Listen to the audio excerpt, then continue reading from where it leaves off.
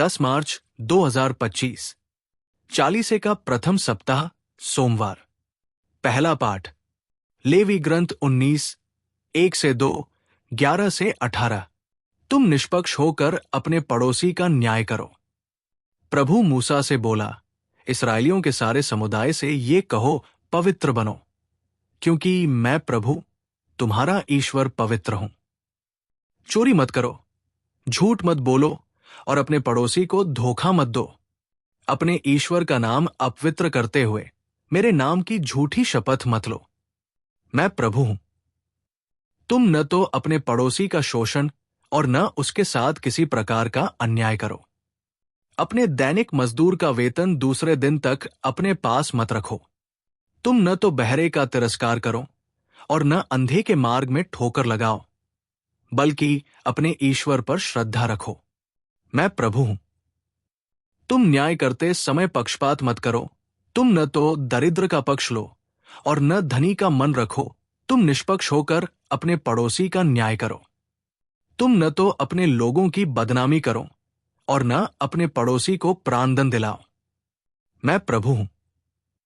अपने भाई के प्रति अपने हृदय में बैर मत रखो। यदि तुम्हारा पड़ोसी कोई अपराध करे तो उसे डांटो, नहीं तो तुम उसके पाप के भागी बनोगे। तुम न तो बदला लोगे और न अपने देश भाइयों से मन मुटाव रखोगे।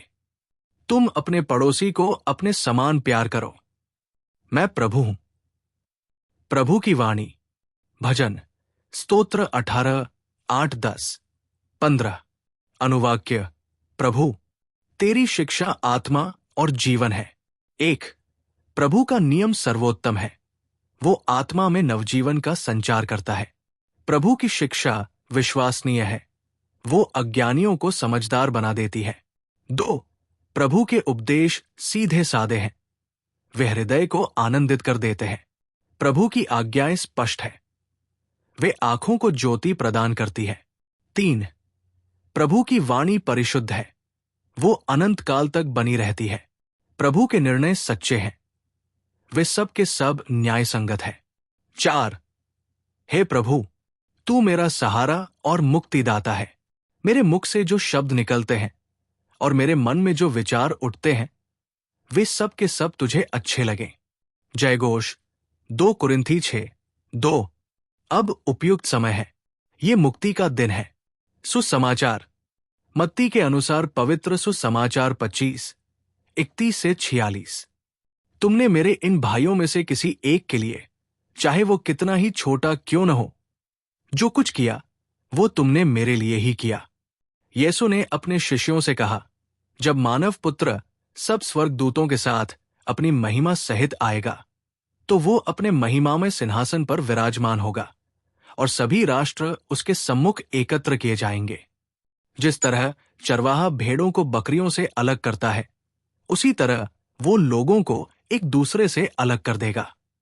वो भेड़ों को अपने दाएं और बकरियों को अपने बाएं खड़ा कर देगा।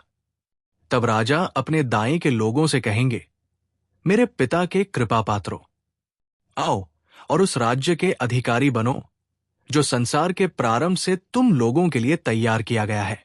क्योंकि मैं भूखा था और तुमने मुझे खिलाया, मैं प्यासा था और तुमने मुझे पिलाया, मैं परदेशी था और तुमने मुझे अपने यहां ठहराया, मैं नंगा था और तुमने मुझे पहनाया, मैं बीमार था और तुम मुझसे भेंट करने आए, मैं बंदी था और तुम मुझसे मिलने आए। इस पर धर्मी उनसे कहेंगे, प्रभु, हमने कब आपको भूखा देखा और खिलाया? कब प्यासा देखा और पिलाया? हमने कब आपको परदेशी देखा और अपने यहां ठहराया? कब नंगा देखा और पहनाया? कब आपको बीमार अथवा बंदी देखा और आपसे मिलने आए? राजा उन्हें उत्तर देंगे, मैं तुम लोगों से कहे देता हूं, तुमने मेरे इन भाइयों में से किसी एक के लिए, चाहे वो कितना ही छोटा क्यों न हो, जो कुछ किया वो तुमने मेरे लिए ही किया। तब वो अपने बाएं के लोगों से कहेंगे, शापितो, मुझसे दूर हट जाओ, उस अनंत आग में जाओ जो शैतान और उसके दूतों के लिए तैयार की गई है। क्योंकि मैं भूखा था और तुम लोगों ने मुझे नहीं खिलाया, मैं प्यासा था और तुमने मुझे नहीं पिलाया, मैं परदेशी था और तुमने मुझे अपने यहां नहीं ठहराया, मैं नंगा था और तुमने मुझे नहीं पहनाया। मैं बीमार और बंदी था और तुम मुझसे नहीं मिलने आए। इस पर वे भी उनसे पूछेंगे, प्रभु, हमने कब आपको भूखा, प्यासा, परदेशी, नंगा, बीमार या बंदी देखा और आपकी सेवा नहीं की? तब राजा उन्हें ये उत्तर देंगे, मैं तुम लोगों से कह देता हूं, जो कुछ तुमने मेरे छोटे से छोटे भाइयों में से किसी एक के लिए नहीं किया, वो तुमने मेरे लिए भी नहीं किया। और ये अनंत दंड भोगने जाएंगे, परंतु धर्मी अनंत जीवन में प्रवेश करेंगे। प्रभु का सुसमाचार। मनन चिंतन। मुख्य संदेश। पहले पाठ से हमें 4 संदेश मिलते हैं। 1. पवित्रता का आह्वान। प्रभु अपने अनुयायियों से कहते हैं कि वे पवित्र बने, क्योंकि प्रभु स्वयं पवित्र है। ये उन्हें नैतिकता और ईश्वर के प्रति भक्ति की ओर प्रेरित करता है। 2. ईमानदारी और न्याय।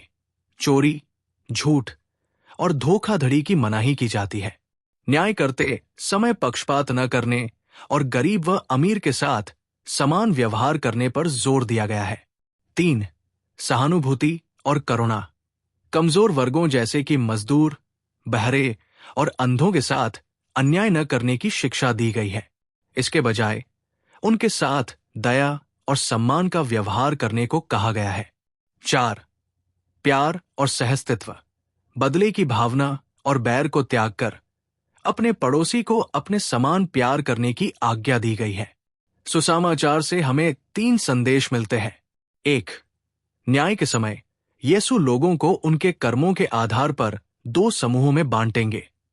धर्मियों को भेड़ों के रूप में दाईं ओर और अधर्मियों को बकरियों के रूप में बाईं ओर। 2. धर्मियों को ईश्वर के राज्य का अधिकारी बनाया जाएगा, क्योंकि उन्होंने दूसरों की मदद की, भूखों को भोजन, प्यासों को पानी, परदेशियों को आश्रय, नंगों को वस्त्र, बीमारों और बंदियों का सहयोग किया। यीशु ये मानते हैं कि जो कुछ भी लोगों ने उनके छोटे भाइयों के लिए किया, वो उनके लिए ही किया। 3. अधर्मियों को शापित किया जाएगा और अनंत दंड मिलेगा, क्योंकि उन्होंने इन कार्यों को नहीं किया। आप इस कहानी से क्या प्रेरणा लेते हैं और इसे अपने जीवन में कैसे लागू करना चाहेंगे?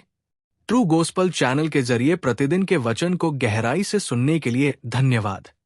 ईश्वर आपको आशीष प्रदान करे। आमीन।